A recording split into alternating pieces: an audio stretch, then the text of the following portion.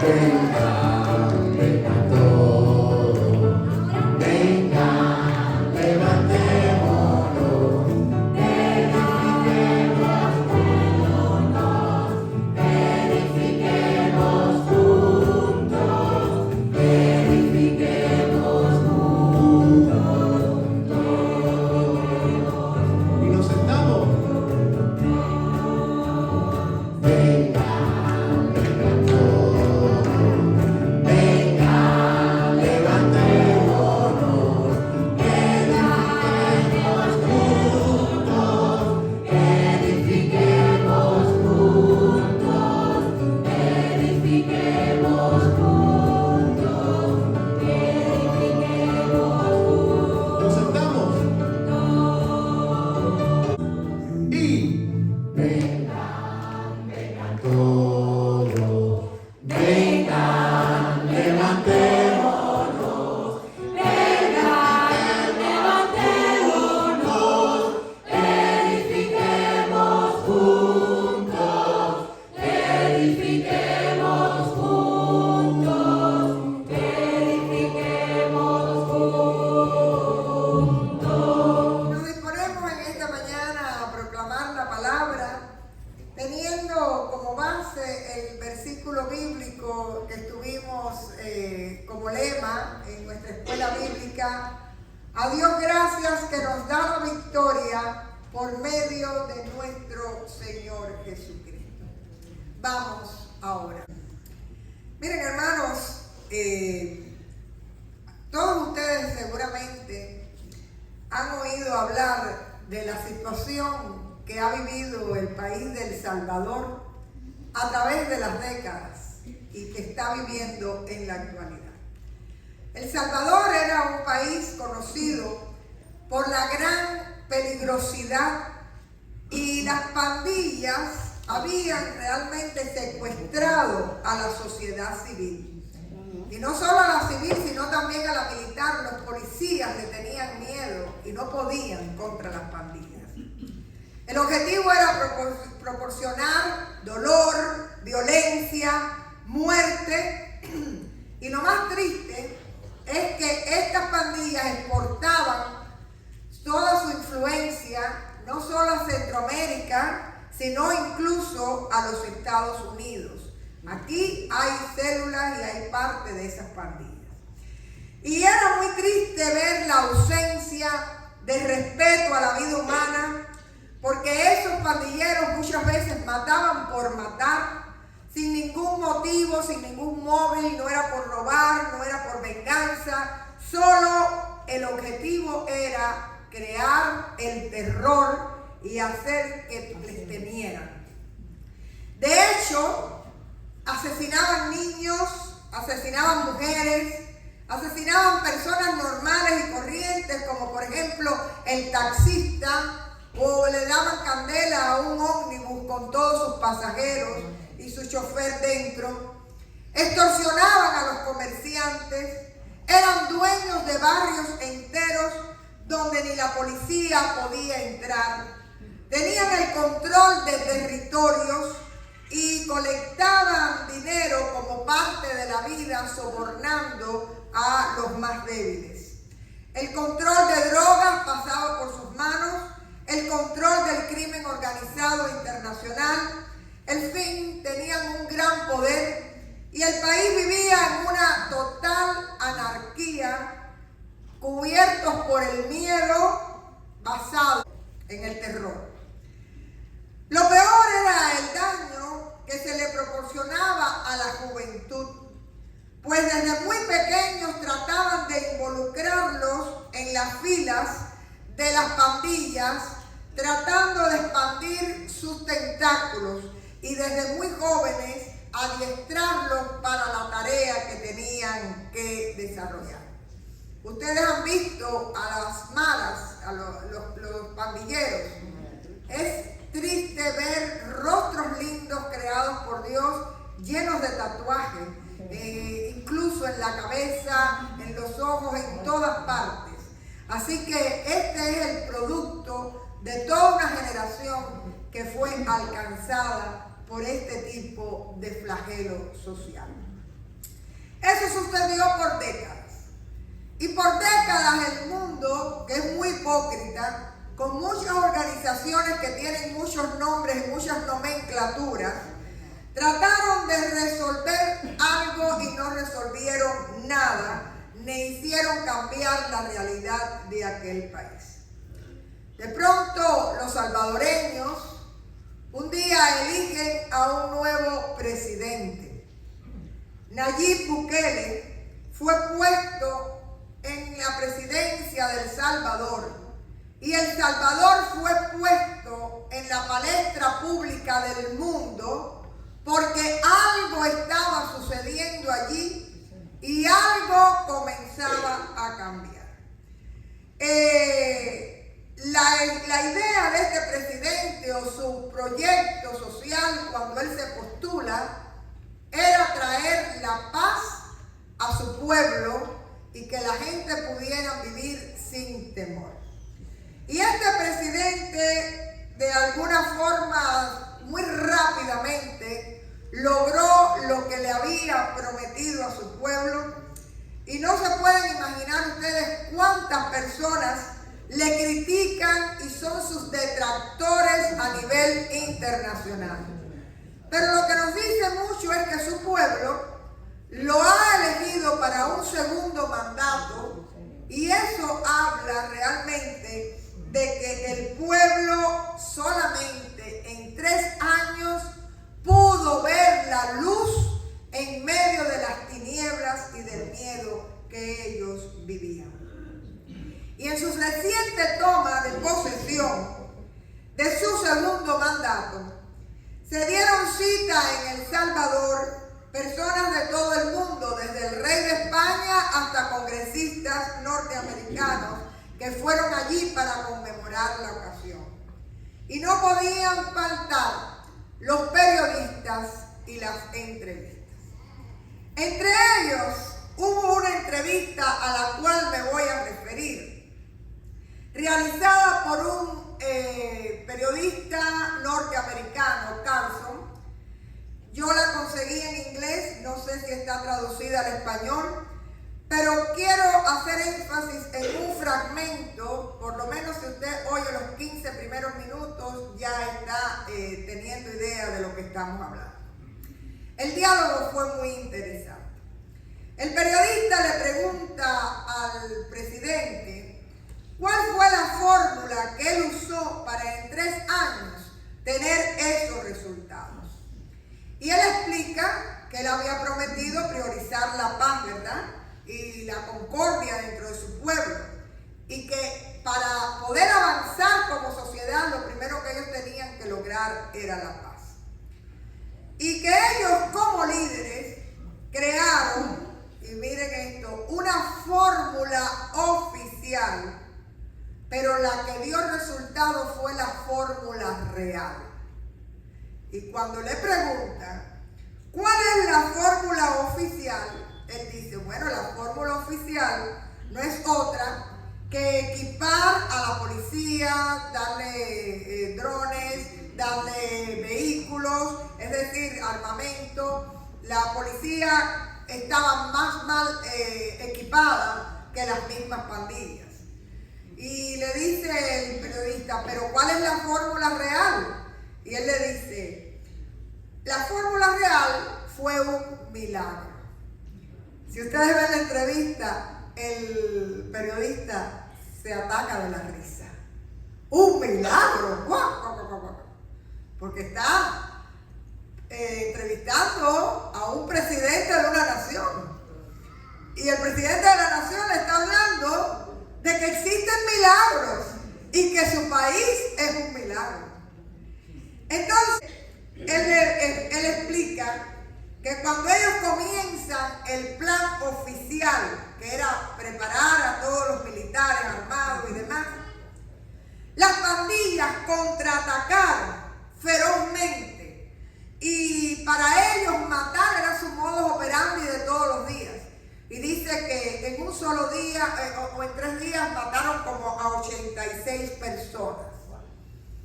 Y que él y su gabinete se dieron cuenta que una batalla que ellos no podían ganar con las mismas armas que usaban las pandillas. Es decir, las pandillas conocían el lenguaje de la violencia, de la muerte, de la extorsión, y ese era el lenguaje que ellos conocían.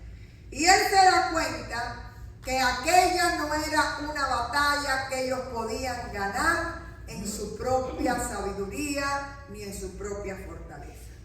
Y entonces le dice al periodista que la fórmula real fue que ellos pasaban horas, 3 de la mañana, 4 de la madrugada, reunidos y oraban.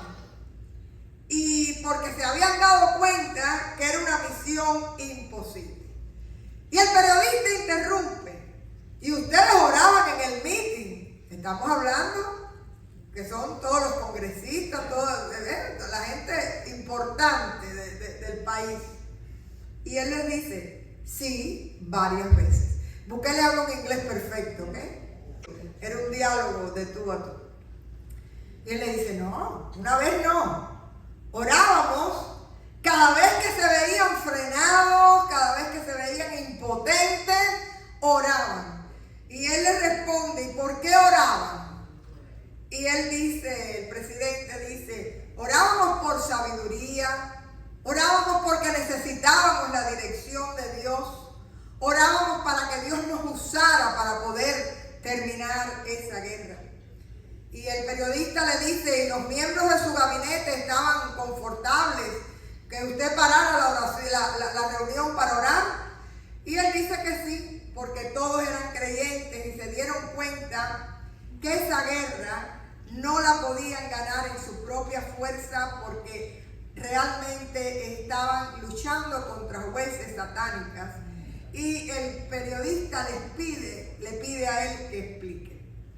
Y el presidente en el minuto 15 acepta que aquello había sido una guerra espiritual. Y él habla de que había una guerra física y una guerra espiritual.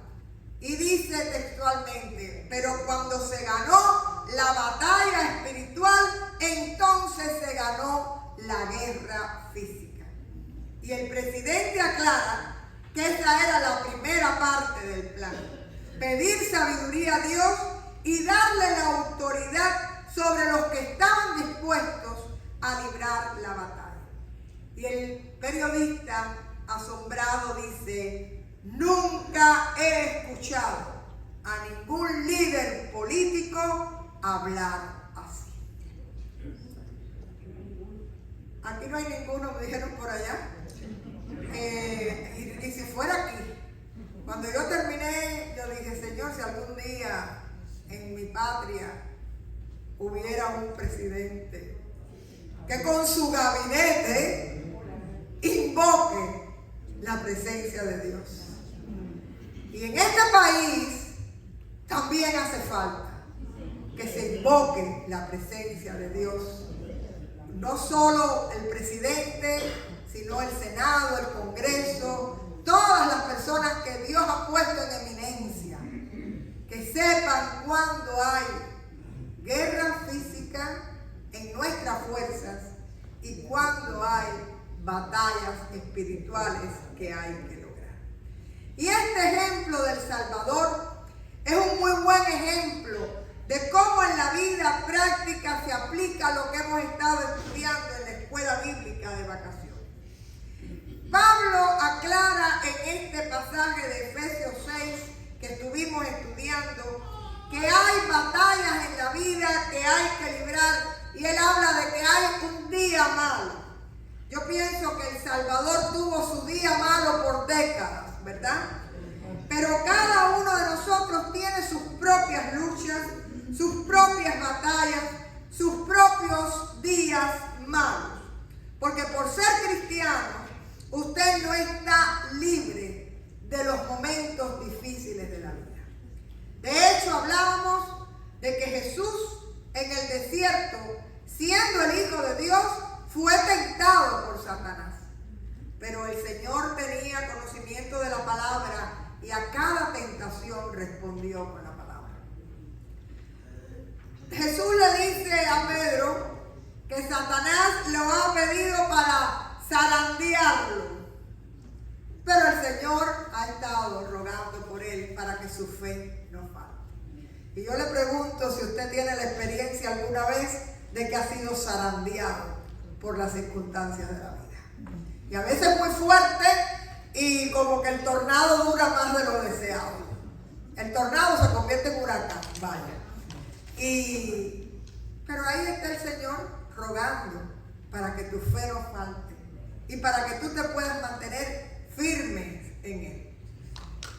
Y Pablo dice que tenía, yo no sé si es un dolor de ciática, porque los que tienen el dolor de ciática dicen que es lo más grande del mundo, o si era un cólico nefrítico, pero Pablo tenía un aguijón en la carne, era algo que molestaba. Y le pidió al Señor 3 veces y el Señor le dijo: bástate mi gracia porque mi poder se perfecciona en tu debilidad. Le dijo que no. Y ahí Pablo dice que él ha sido abofeteado. ¿Saben lo que es abofetear? Como que te dan galletas. Y realmente yo creo que todos nosotros en algún momento hemos sido abofeteados, hemos sido zarandeados, hemos sido tentados, hemos sido probados, pero en esta semana nosotros hemos ratificado lo que hemos vivido en nuestra vida personal. Que vestidos de Cristo, quien es la verdad, y confiando en su poder, dice ahí, fortalecido en el poder de su fuerza, es Efesios 6:10. Ahí podemos estar entonces firmes y mantener aquello que nos ha sido regalado. Y nosotros hacíamos el ejercicio de ver en ese pasaje de Efesios 6, del 10 al 18, cuántas veces se usaba la palabra firme.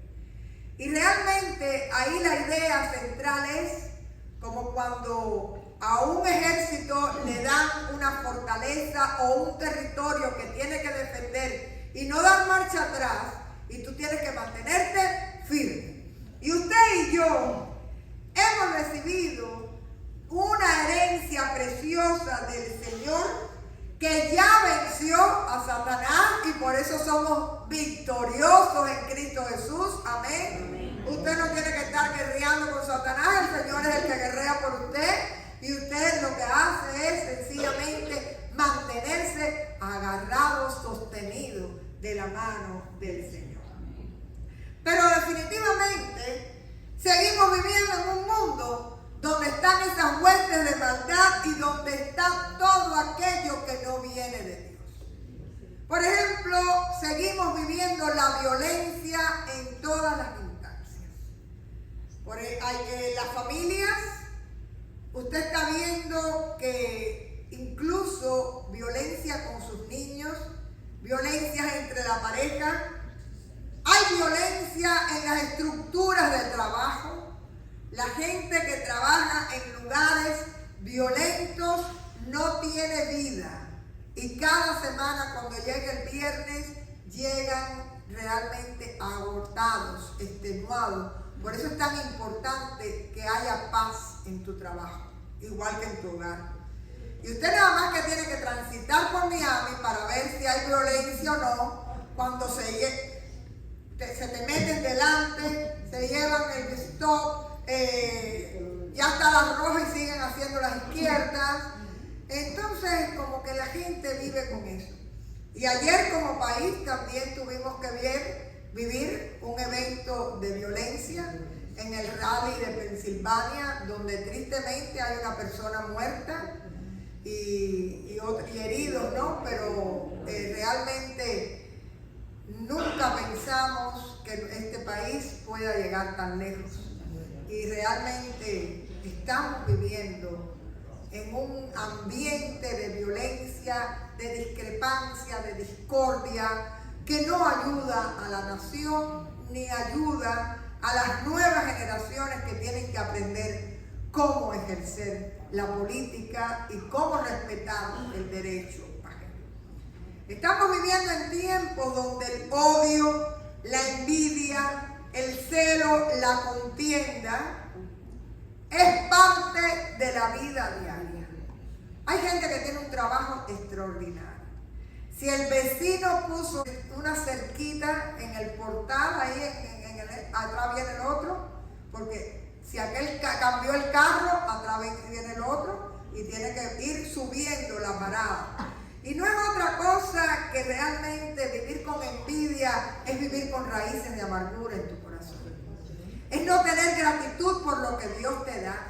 Es no tener gratitud por lo que tú eres y por las bendiciones que tú recibes. Y te pasas la vida en vez de mirar lo hermoso que Dios ha dado en ti, poniendo la mirada en los otros.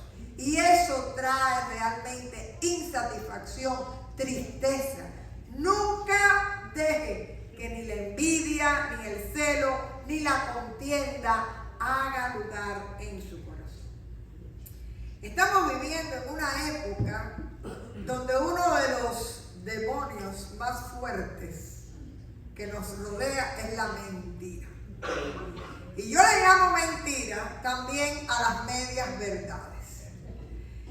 Porque a todos los niveles te ponen mentiras y tú tienes que estar alerta, tratando de quitar la paja para encontrar la verdad dentro de lo que, por ejemplo, si usted le dan un documento, ¿qué es lo que usted ha aprendido desde que llegó a este país?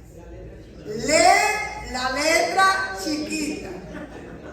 Quiere decir que lo otro puede estar inmenso y muy legible, pero ya a ti te han dicho, tienes que leer la letra chiquita porque lo otro es mentira. Y eso es a todos los niveles. Hay que leer la letra chiquita para no ser engañados. Hay que oír diferentes medios de comunicación o gente que te informa para no ser engañado. Temu te manda los mensajes y te dice que te está extrañando. Eso es verdad.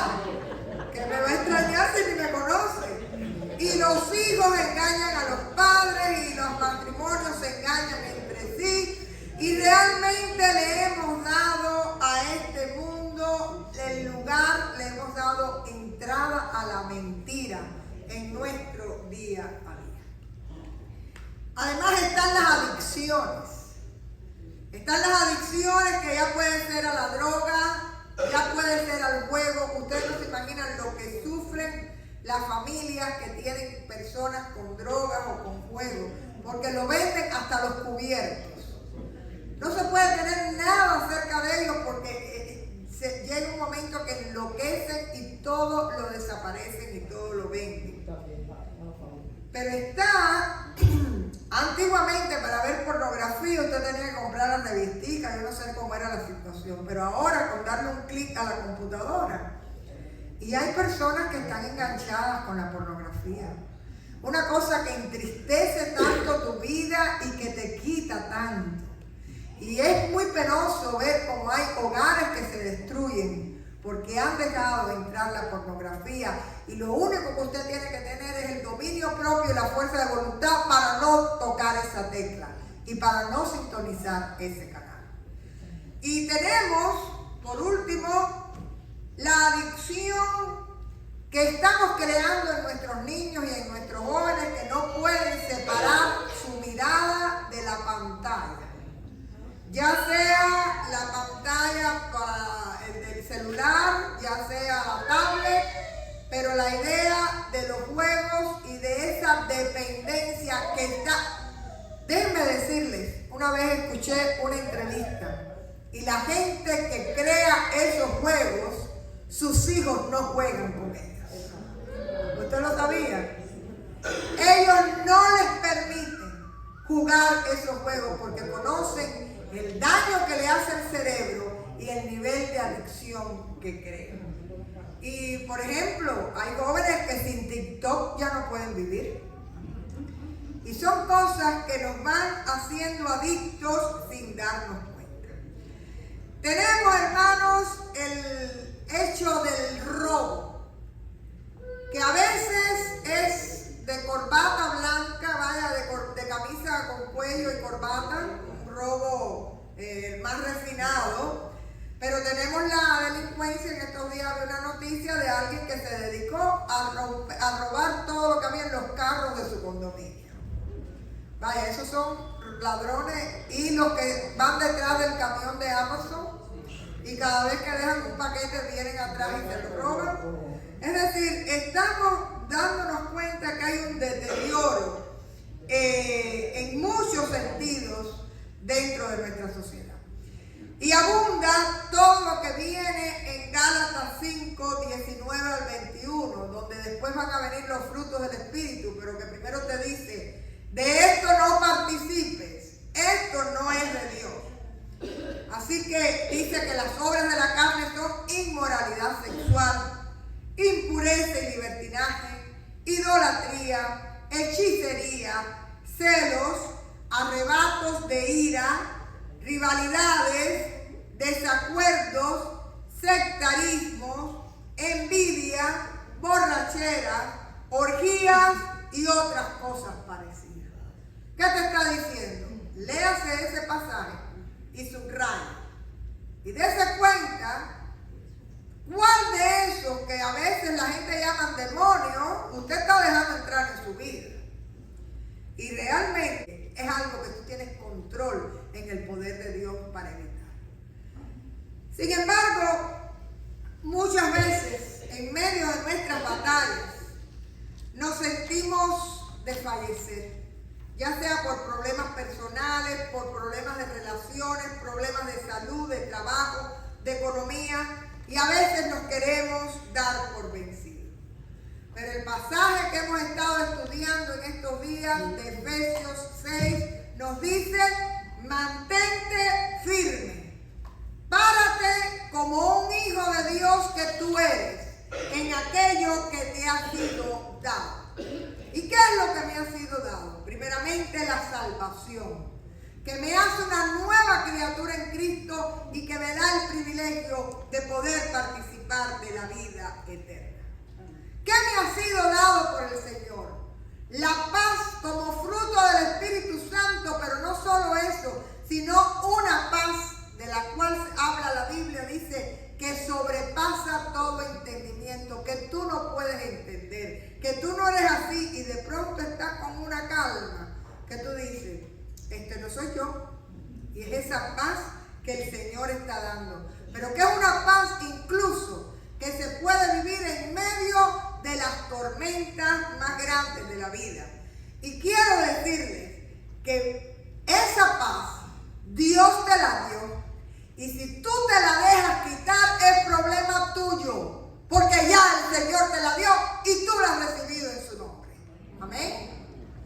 Así que nosotros somos los encargados de que aquello que el Señor nos ha dado pueda mantenerse, estar nosotros firmes, defendiendo aquello que el Señor nos ha dado. Esta semana a mí me pasan cosas que a nadie le pasan. Mi esposo es testigo, dice: pero es que yo no entiendo. Yo tenía puesto un pulsito y voy a sacar la correspondencia. Hermano, el pulso se me ha trabado en el cajón de la correspondencia y yo no podía sacar la mano ni para adelante, ni para atrás, ni para acá. Y entonces eran de esos que son amarraditos así pegaditos. Y bueno, usted no se imagina que yo todavía no se lo he contado, porque si se lo cuento a él solo me dice: pero es que a ti te pasa lo que a nadie. Y ese día era el viernes y habíamos estado dando la clase el jueves. Y yo dije: no, porque me quieren zarandear. Y yo no me voy a alterar. Yo no voy a perder el gozo.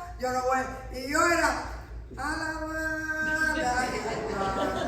Yo tenía un apuro, porque no se imaginan todo lo que tenía que hacer aquel día. Y estuve más de 15 minutos trabada en el buzón, tratando de zafar aquello. Es una tontería. Pero ¿cuántas veces les pasa a ustedes, por ejemplo, que de buenas a primeras vas a echarle, ya terminaste el café y en vez de echar la cucharada de azúcar le echas la de sal y a esa hora te vuelas y eso pasa? Y no dejes que la paz se vaya, no pierda el control, trate de vivir defendiendo firme en aquello que el Señor le ha dado. Y que eso es madurez espiritual. Porque realmente no es algo que usted aprende un día, es un ejercicio que usted va pasando. Hay una cosa que dice la Biblia, que el gozo del Señor es nuestra fortaleza. ¿Usted lo cree? Pero ¿cuántos de nosotros vivimos gozosos el día a día? En esta semana, una de las lecturas del aposento decía, hablaba de una persona que tenía un dolor en una situación y manda al grupo de oración para que la apoye. Y en esta iglesia tienen la costumbre de que escriben las oraciones y se las mandan escritas a la persona. Pero bueno, el procedimiento es el de menos. Lo que a ella le llamó la atención fue lo siguiente. Una persona ora por ella y le dice a Dios: gracias, Señor, por todos los miembros del cuerpo que están saludables, que están bien, que no duelen. Ay, porque usted tiene el dolor de cervical y usted no mira todo lo demás. Usted nada más que está pensando en el dolor de cervical. Bueno, pues vamos a no perder el gozo. Bueno, Señor, me duele un poco el cuello, no puedo mirar para el lado, pero gracias. Me levanté con mis pies, puedo hacer las cosas con mis manos, veo, oigo, tengo gusto. Todavía no me ha dado el COVID que me quitó el paladar.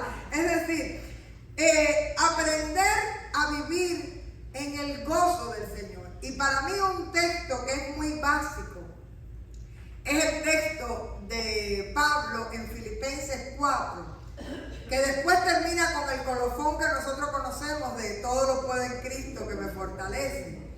Pero es lo que está diciendo ahí: he aprendido a vivir con contentamiento. Y entonces quiero que usted subraye una palabra: he aprendido. ¿Se aprende a vivir con contentamiento? Sí. Los cristianos tenemos que reprogramar nuestra mente. Los cristianos tenemos que reprogramar nuestros pensamientos. Y usted puede aprender a vivir con contentamiento como lo hizo Pablo, cuando tenía mucho y cuando tenía poco, cuando estaba sano y cuando estaba enfermo, cuando tenía problemas y cuando todo estaba bien. Y uno tiene que aprender a vivir con contentamiento, porque eso es una manera de mantenerse firme y defender lo que el Señor le ha dado. Hermanos, el fruto del Espíritu Santo, el cual mora en nosotros, dice que nos da amor, gozo o alegría, paz, paciencia, amabilidad, bondad, fidelidad, humildad, dominio propio. Porque a la gente le encanta dividir el fruto del Espíritu. Ay, yo tengo un amor extraordinario.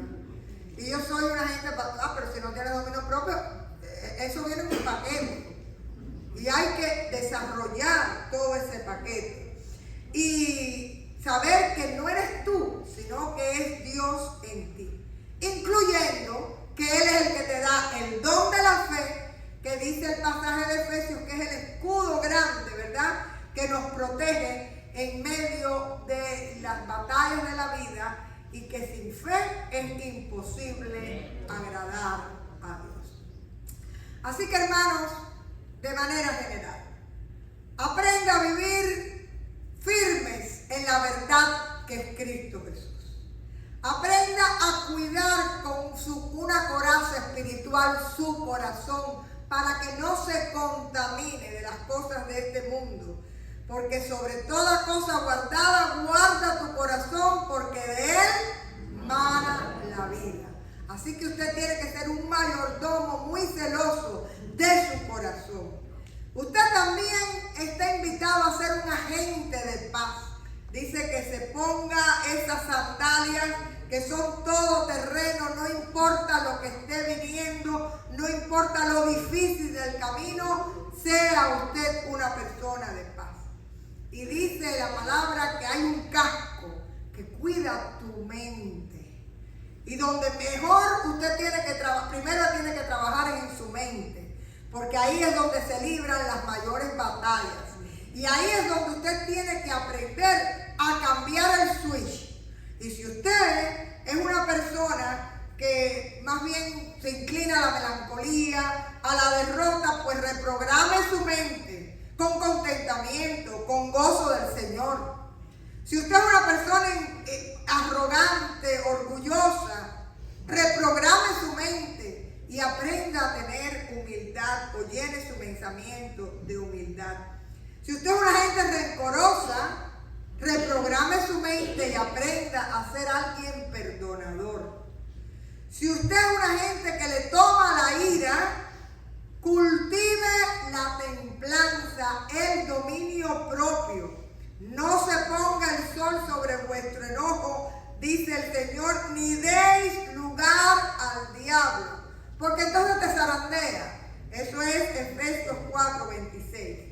Porque el pensamiento se educa y porque allí es donde usted tiene que darle entrada al Señor para que empiece a dirigir su vida. Hermanos, vestidos del ropaje espiritual que hemos visto en esta semana, usted puede participar de la victoria que ya fue ganada por el Señor. Dice Santiago 4:7. Resistid al diablo y huirá de vosotros. Y usted sabe cuáles son las debilidades de su vida. Usted se conoce. Trabaje y reprograme eso y no deje que Satanás lo zarandee, ni se burle, ni se goce en usted. Así que le agradecemos al Señor por la victoria que nos ha sido regalada, porque Él nos ha llamado a ser suyos. Así que, hermanos míos, amados, estad firmes y constantes, como dice el pasaje, creciendo en la obra del Señor siempre y sabiendo que vuestro trabajo en el Señor no es en vano. Es el texto que le continúa a este. Y puede irse con tremenda tranquilidad. Porque nos dice 2 de Tesalonicenses 3:3. Pero fiel es el Señor y Él os afirmará y guardará del mal. Usted no tiene que estar preocupado guardándose, porque el Señor es el que primero guarda de nosotros. Y nosotros seguimos sus instrucciones y vivimos bajo la cobertura de la salvación y la gracia que nos fue regalada.